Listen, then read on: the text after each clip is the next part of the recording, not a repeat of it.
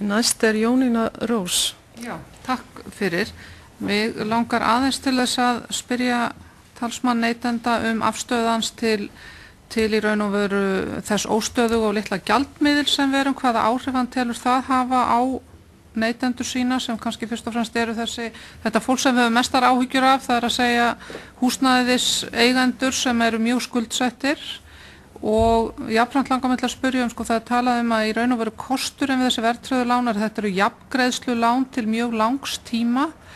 Ef að við myndum taka verðtrygginguna af svona bara hratt og örugglega, hvaða áhrif myndi það hafa á, hvernig myndi þá lánin breytast og hvaða áhrif hefði það á neytendur? Takk. Gísli. Já, ég held að það sé auðvitað alveg rétt að sem hagfræðingar hafa bent á að eitt af því sem gæti komið í staðinn fyrir núverandi fyrirkomulag væru breytilegi vextir eins og algengt í öðrum löndum og þá allavega einhver vissa í einhver tíma, til dæmis 5 ár og það allavega þá deilt tjóninu milli við lánveitanda og neytanda ef að verðbólgan fer í vitlaus átt, svo má segja með við forsendur.